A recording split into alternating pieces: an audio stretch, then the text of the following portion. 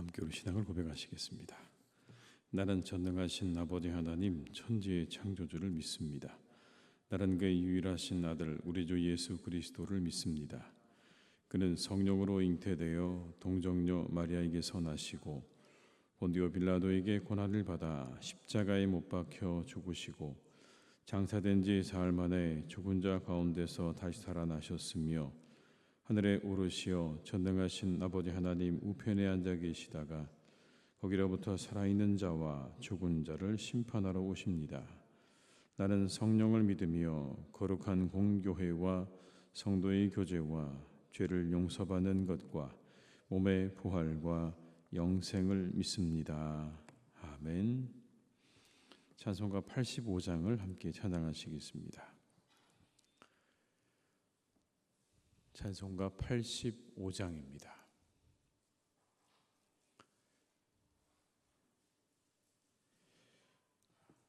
(85장을) 함께 찬양하시겠습니다. 구주를 생각만 해도 이렇게 좋거든. 주 얼굴 배울 때야 얼마나 좋으랴. 만민의 구주 예수의 귀하신 이름은 천지에 있는 이름 중 비할 데 없도다. 참 회개하는 자에게 소망이 되시고 구하고 찾는 자에게 기쁨이 되신다. 예수의 넓은 사랑을 어찌다 말하랴. 주 사랑 받은 사람만 그 사랑 알도다. 사랑의 구주 예수여 내 기쁨 되시고 이제로부터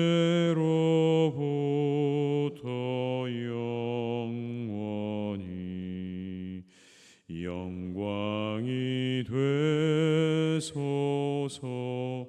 다시 한번 찬양하시겠습니다. 구주를 생각만 해도 이렇게 좋거든. 주 얼굴 배울 때야 얼마나 좋으랴. 만민의 구주 예수의 귀하신 이름은 천지에 있는 이름 중 비할 데 없도다. 참 회개하는 자에게 소망이 되시고 구하고 찾는 자에게 기쁨이 되신다. 예수의 넓은 사랑을 어찌 다 말하랴. 주 사랑받은 사람만 그 사랑 알도다. 사랑의 구주 예수여, 내 기쁨 되시고 이제로부터 영원히 영광이 되소서. 아멘.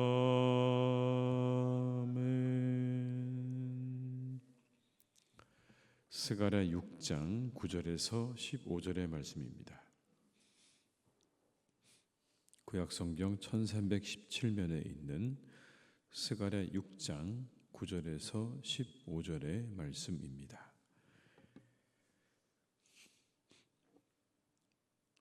말씀을 함께 봉독하시겠습니다. 여호와의 말씀이 내게 임하여 이르시되, 사로잡힌 자 가운데 바벨론에서부터 돌아온 헬데와 도비야와 여디야가 스바냐의 아들 요시야의 집에 들어간다니, 너는 이날에 그 집에 들어가서 그들에게서 받되 은과 금을 받아 면류관을 만들어 여호사닥의 아들 대제사장 여호수아의 머리에 씌우고 말하여 이르기를, 만군의 여호와께서 이같이 말씀하시되, 보라, 싹이라 이름하는 사람이 자기 곳에서 돋아나서 여호와의 전을 건축하리라. 그가 여호와의 전을 건축하고 영광도 얻고 그 자리에 앉아서 다스릴 것이요, 또 제사장이 자기 자리에 있으리니 이 둘 사이에 평화의 은원이 있으리라 하셨다 하고, 그 면류관은 헬렘과 도비야와 여디야와 스바네의 아들 헨을 기념하기 위하여 여호와의 전 안에 두라 하시니라. 먼데 사람들이 와서 여호와의 전을 건축하리니 만군의 여호와께서 나를 너희에게 보내신 줄을 너희가 알리라. 너희가 만일 너희 하나님 여호와의 말씀을 들을진대 이같이 되리라. 아멘. 오늘 본문에는 여호수아라는 사람이 나옵니다. 모세의 뒤를 이어서 이스라엘의 지도자가 되었던 여호수아가 아니라, 이 여호수아는 대제사장이죠. 이미 바벨론에게 의해서 멸망당할 때 포로로 끌려갔던 대제사장입니다. 스룹바벨과 함께 이 포로 귀환 세대에 있어서 가장 큰 영향력을 가지고 있었던 지도자가 바로 여호수아라는 사람입니다. 그런데 이런 말씀이 들려옵니다. 그의 머리에 금과 은으로 된 관을 씌우라고 하는 그런 말씀이 들려옵니다. 11절의 말씀을 읽어드리겠습니다. 은과 금을 받아 면류관을 만들어 여호사닥의 아들 대제사장 여호수아의 머리에 씌우고. 본래 금과 은으로 만든 면류관은요, 왕이 쓰는 것입니다. 대제사장은 금과 은으로 만든 면류관을 쓰지 않았습니다. 어떤 면류관을 썼는가 하면 터번과 같은 천으로 만든 면류관을 쓴 겁니다. 그러니까 지금 이 이야기는 왕을 상징하는 면류관을 머리에 씌우라는 이야기입니다. 조금 독특하죠.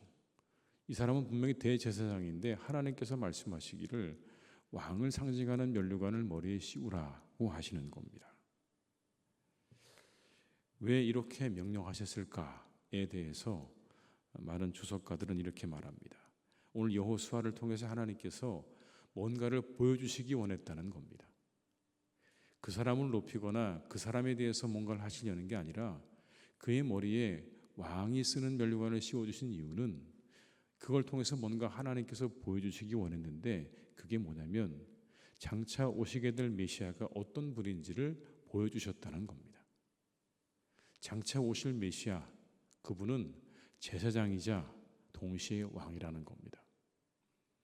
두 가지의 직분을 가지고 있다는 겁니다. 장차 오실 메시아는 대제사장이자 동시에 왕이시다라고 하는 것을 분명하게 보여주고 있는 장면인 거죠. 그래서 12절에는 그 메시아에 대한 말씀이 이렇게 나오고 있습니다. 12절의 말씀을 함께 읽겠습니다.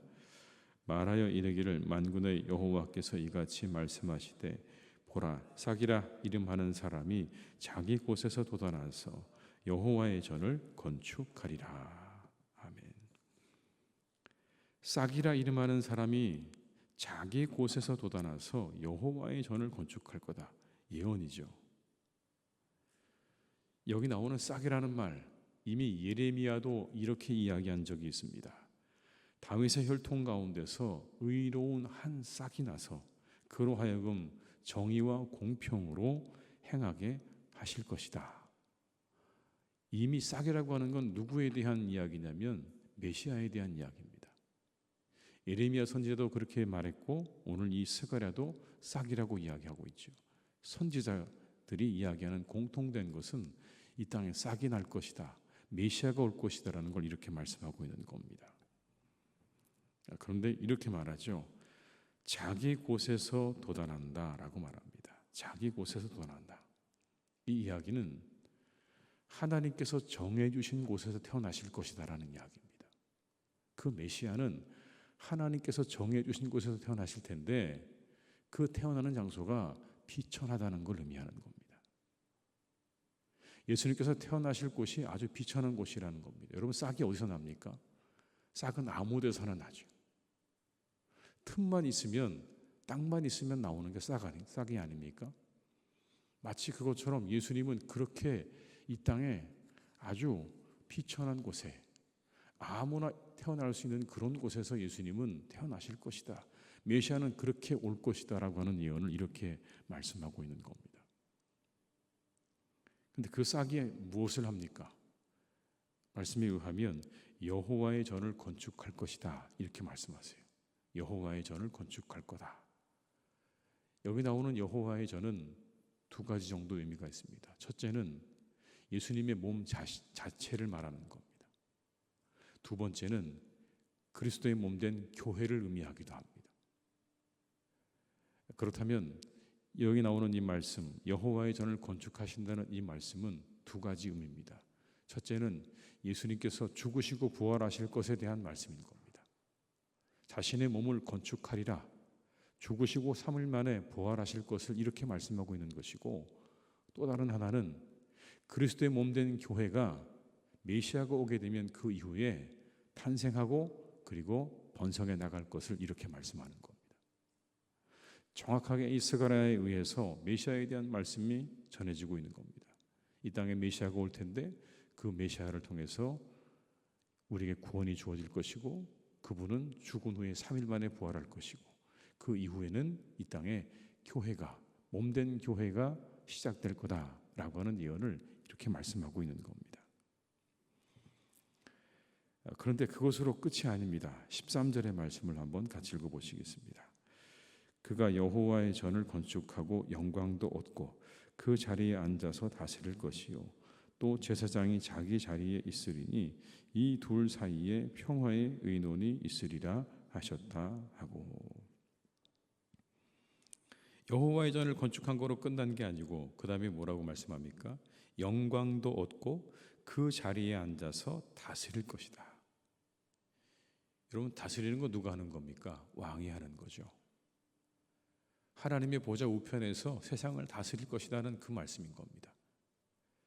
그렇게 이 땅에 오신 메시아가 자신의 여호와의 전을 건축할 뿐만 아니라 그 이후에는 영광을 받고 하나님의 보좌 우편에서 세상을 다스릴 것이다. 그런데 여기 나오는 게 뭡니까? 제사장이 자기 자리에 있겠다라고 말씀합니다. 아까 첫 소두에 말씀드렸던 두 가지의 직분, 이 땅에 오신 메시아는 제사장이기도 하고 왕이기도 하다는 그 말씀이 다시 반복되는 겁니다. 그리고는 이렇게 말합니다. 이 둘 사이에 평화의 의논이 있으리라. 이 둘 사이에 평화의 의논이 있을 것이다. 여기 나오는 이 둘은 이 두 가지의 직분을 말하는 겁니다. 제사장의 직분과 왕의 직분, 이 두 가지를 통해서 평화가 있게 될 거다. 완벽한 조화를 이루게 될 거다라는 말인 겁니다. 예수님 안에서 이 두 가지의 직분, 제사장의 직분과 왕의 직분이 완벽한 조화를 이루어서 온 세상에 평화가 있게 될 것이다 라는 그런 말씀인 겁니다. 조금도 부족함이 없는 충만한 상태를 가리키는 거예요. 여기 말씀하고 있는 이 평화의 은원이 있다는 이야기는요, 이 평화는 부족함이 없는 상태에서 우리에게 주어지는 그런 평화를 말하는 겁니다. 충만해지게 되면 평화가 오죠. 여러분, 언제 평화가 깨집니까? 결핍되면 그때부터 평화가 깨집니다. 먹는 게 부족해지면 그때부터 평화가 깨지죠. 그러나 모든 게 넉넉하고 풍족해지면 평화로워집니다. 본문의 말씀은 그런 겁니다. 모든 것이 충만하고 충분하다. 그리고 완벽한 조화를 이루고 있다. 거기에서 오는 평화를 말씀하고 있는 거예요. 이 말씀을 우리가 읽는 가운데 이런 메시지가 우리에게 주어집니다. 균형이 필요하다는 겁니다. 균형. 왕과 제사장은 다른 성격이죠. 왕은 다스리는 것이 기본입니다. 제사장은 제사가 기본이죠. 제사는 중보자로서의 역할입니다. 이 제사장이라고 하는 건 중보자의 역할이죠. 왕은 다스리는 자입니다. 두 가지는 완전히 다른 직책입니다. 다른 직분이죠. 근데 이 두 가지가 조화를 이루고 있다고 말씀합니다. 거기에 평화가 있었다는 이 말씀을 읽다 보면 균형이 있는 곳에 평화가 있다라는 말씀인 겁니다. 균형이 깨지면 그때부터 파열음이 나기 시작하는 겁니다. 다스림이 지나치게 강해지게 되면 억압이 되는 거죠. 지나치게 가지고 있는 권력을 가지고 사람들을 억누르고 다스리게 되면 거기는 이제 억압이 되는 겁니다. 자유가 없어지게 되죠. 반면에 중재자의 역할만이 지나치게 강해지게 되면 질서가 다 무너지게 되는 겁니다. 중재자로서의 역할만이 강조되고 다스림의 모든 것들이 사라지게 되면 그때부터는 여러분 혼란스러워지는 겁니다. 질서가 없어지게 되는 겁니다. 어느 쪽이나 지나치게 강조되다 보면 평화가 깨지게 되는 겁니다. 적절한 다스림도 필요한 것이고 적절한 중재도 필요한 것이죠. 이 둘이 조화를 이루어야만 온전한 평화를 누릴 수가 있는 겁니다. 어느 하나만 너무 강조되다 보면 혼란스러워지거나 아니면 너무 억압된 사회로, 억압된 그러한 모습으로 변화되는 겁니다. 소위 우리가 말하는 당근과 채찍이라는 말이 있지 않습니까? 두 가지를 적절하게 써야 된다는 이야기를 하는데 아마 그런 맥락이라 생각합니다. 두 가지의 적절한 조화가 필요한 거죠. 다스림도 필요하고 중재도 필요한 겁니다. 물론 이 둘의 조화를 이루어간다는 게 참 어렵다는 것도 우리는 잘 압니다. 그러나 적어도 이 둘의 조화를 이루기 위한 노력이 필요하다는 것은 우리가 기억해야 하는 것이죠. 그것을 이루기 위한 지혜가 필요한 것이고 그것을 이루기 위한 노력도 필요한 겁니다. 그 안에서 진정한 평화가 이루어지는 겁니다. 오늘 새벽에 우리가 이것을 위해서 기도하면 좋겠습니다. 균형 있는 삶과 신앙을 가지게 하옵소서라고 기도하는 이 새벽이 되시기를 바랍니다. 균형 잡힌 삶과 신앙에 거기에 평화가 있는 겁니다. 균형 잡힌 나라, 균형 잡힌 교회에 평화가 임하게 되는 겁니다. 우리가 이 두 가지를 위해서 기도해야 할 줄로 믿습니다. 하나님의 다스림과 그리고 우리 안에 그리스도의 그러한 사랑이 충만한 두 가지가 균형을 가지고 있는 그런 교회가 되어야 되는 거죠. 진정한 평화를 누리는 교회가 되도록, 나라가 되도록 이 새벽에 우리가 함께 기도하시는 이 새벽이 되시기를 주님의 이름으로 축복합니다. 예수님의 다스림과 그리고 중재자의 역할이 우리 안에 완벽한 조화를 이루는 그런 교회가 되도록, 나라가 되도록 함께 기도하시는 이 새벽이 되시기를 주님의 이름으로 축원합니다. 기도하시겠습니다. 아버지 하나님, 우리에게 메시아 되신 예수님에 대해서 말씀해 주십니다. 주님은 이 땅에 대제사장으로 오셨고 왕으로 오셨습니다. 이 두 가지의 직분을 우리 주님은 완벽하게 소화하셨습니다. 그 조화를 통하여 모든 사람들에게 평화를 주셨습니다. 주님을 만나는 곳, 주님이 계시는 곳에 온전한 평화가 임하였습니다. 사람들을 지혜로 다스리시고 그리고 그들을 위해서 자신을 내어주셨던 예수님을 통하여 우리 모두는 진정한 평화를 누립니다. 하나님, 우리가 주님 안에서 누리는 평화를 어떻게 세상이 주는 평화와 비교할 수 있겠습니까? 우리가 주님 안에 거할 때 참된 평화가, 진정한 평화가 우리 가운데 임합니다. 우리를 다스리시는 주님의 그 다스림 안에, 그리고 우리를 위해서 십자가에 죽으신 그 주님의 대속의 은혜 아래 우리가 거할 때 우리는 진정한 평화를 누리게 됩니다. 주님, 이 평화를 우리가 감사하며 받게 하여 주옵시고, 우리에게 이 평화를 주신 그리스도를 높이고 찬양하는 삶을 항상 살아가는 우리 모두가 되게 하여 주시옵소서. 아버지 하나님, 우리가 주님을 닮기 원합니다. 그 모든 것에 있어 균형을 가지셨던 주님처럼 하나님, 우리도 균형 잡힌 삶과 신앙을 가지고 살아가도록 도와주시옵소서. 하나님, 우리도 주님처럼 진정한 균형을 잘 이루는 조화로운 사람으로 살아갈 수 있기를 간절히 기도합니다. 공의로움도 있고 사랑도 있는 그런 사람 되게 하여 주시옵소서. 아버지 하나님, 이 둘이 조화되어지는, 적절하게 조화되어지는 그런 삶을 살아가기를 간절히 기도하오니 주여 우리에게 균형을 허락해 주시고 균형 잡힌 신앙을 주시옵고 균형 잡힌 삶을 허락하여 주시옵소서. 우리의 교회에도 허락해 주시고 우리의 나라에도 하나님께서 균형을 허락해 주시기를 간절히 원합니다. 함께 있어야 될 모든 것들이 하나님 잘 그렇게 조화를 이루어갈 수 있기를 간절히 원합니다. 권리와 자유가, 그리고 책임과 의무가 우리가 잘 균형 잡힌 사회로 세워져 갈 수 있기를 간절히 기도하오니 하나님, 우리 사회를 축복하시고 우리의 교회를 하나님께서 축복하여 주시옵소서. 아버지 하나님, 그중 하나만 있는 것은 분명히 문제가 됩니다. 아무리 좋은 것이라고 해도 하나만 있게 될 때 문제가 되는 것을 보게 됩니다. 모든 것들이 잘 서로 균형을 맞추어서 조화롭게 세워져가는 교회가 되게 하시고 나라가 되어갈 수 있도록 주님께서 은총을 베풀어 주시옵소서. 그 안에 진정한 평화가 있게 되는 줄로 믿사오니 우리 가운데 하나님께서 평화를 내려 주시옵소서. 아버지 하나님, 사랑하는 우리 교회를 주님께서 오늘도 선하게 이끌어 주시니 감사합니다.